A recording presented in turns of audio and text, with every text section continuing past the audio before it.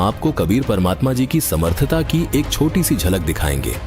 साथ ही ये भी दिखाएंगे कि कैसे हुआ सनातनी पूजाओं का पतन।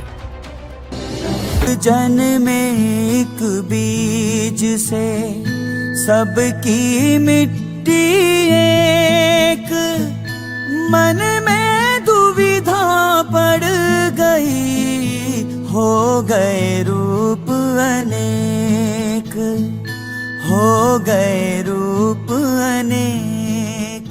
अगर आप मुझसे पूछेंगे पूरी इंडियन हिस्ट्री में अगर मुझे एक व्यक्ति के पैर छूने हो तो मैं कबीरदास को चुनूंगा। दुनिया की महानतम बड़ी से बड़ी यूनिवर्सिटीज आज संत कबीर की वाणी पर रिसर्च कर। कबीर का चमत्कार है कि वह हमें अपने दिल को प्याले की तरह खोलकर दिव्य प्रेम के लिए आमंत्रित करते हैं। यह बहुत ही सुंदर और प्रभावी तरीका है, क्योंकि यह सुखदायक है। वह प्यार जो हमें अपने माता पिता से भी नहीं मिला, तब हम फिर से अपने परम तत्व से जुड़ने लगते हैं। इसलिए मैं रोया। जब मैं यहाँ हूँ तो मैं काफी रो रहा हूँ। मैंने देखा दूसरे लोगों की भी आंखों में आंसू थे। तो आडंबर लोग जो चाहते हैं, आडंबर वाले, वो कबीर को कहते हैं कबीर ने हमारा नाश किया। कबीर ने आडंबरवाद के खिलाफ उठाई है, सनातन धर्म के खिलाफ कोई आवाज नहीं उठाई। वो ये बात कबीर की तारीफ में कह रहे हैं कि अगर कबीर नाम का व्यक्ति इस कलयुग में नहीं हुआ होता तो वेद, लोक और कलयुग तीनों ने मिलकर भक्ति को रसातल में पहुंचा दिया होता। अगर कलयुग में भक्ति बची है तो कबीर के कारण बची है, जो काशी का जुलाहा है। कहे कबीरा सुन ले रे बंदे, भटक मरो ना कोए, भटक मरो ना कोए। ऐसे ही लोगों में से एक जिनके जीवन में कबीर साहिब जी भगवान के पर्याय हैं। आइए सुनते हैं विश्व प्रसिद्ध पाकिस्तानी सूफीमय गुलाम फरुद्दीन अयाज अल हुसैनी जी को, जिनके जीवन का आधार ही कबीर जी हैं।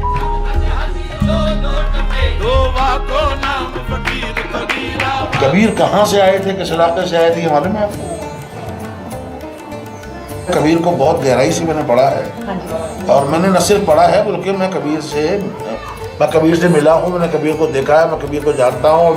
कबीर मेरा मजमून है, कबीर मेरा टॉपिक है, तो मैं कबीर के ऊपर कोई बार्गेनिंग करने को तैयार नहीं हूँ किसी से। कबीर जो हैं सिर्फ वाहिद हैं कि जो नंगी शमशीर है। कबीर ने कोई कंप्रोमाइज नहीं किया। कबीर ने जो देखा वो कहा, और जो सच देखा वो कहा, और सच के अलावा कुछ नहीं कहा। हद हद टपे सो औलिया और बेहद टपे सो पीर, हद हद टपे सो औलिया और बेहद टपे सो पीर, हद अनहद दोनों टपे सो वाको नाम फकीर कबीरा, वाको नाम फकीर कबीरा, वाको नाम फकीर। कबीर साहिब जी की वाणियों को संजोकर जो ग्रंथ बना उसको कबीर बीजक के नाम से जाना जाता है। जितना भी मैंने उसका अध्ययन किया उसमें उन्होंने अपनी वाणियों में वर्णित साखी, शब्द और रमैनियों के रूप में जो एक सर्वोच्च शक्तिमान सच्चिदानंद घन ब्रह्म का जिक्र किया है वो अद्वितीय, अनन्य और अवर्णनीय है।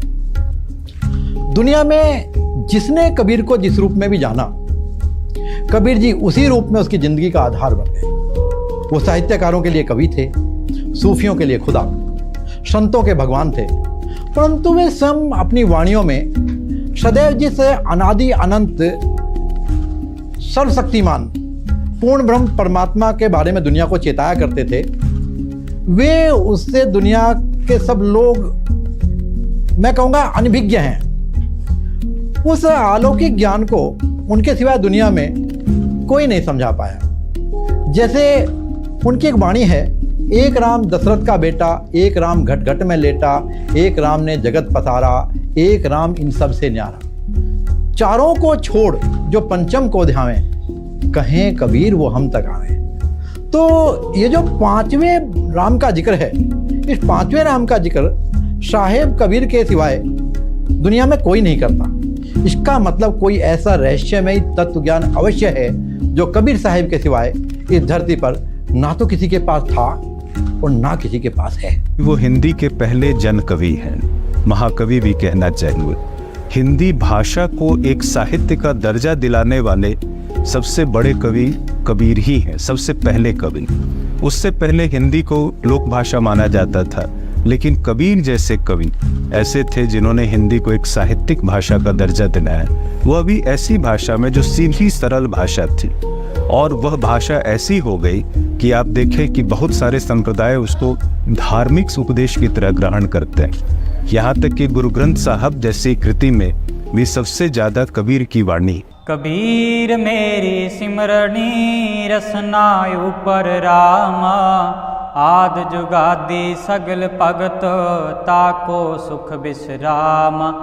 कबीर की कविताई में, की शायरी में एक चुंबकत्व है, चुंबक वो खींचता है अपनी तरफ। ये कबीर की बहुत बड़ी खूबी है, और यही वजह है कि कबीर आज भी जिंदा है और न जाने कितने हजारों और लाखों साल भी जिंदा रहेंगे।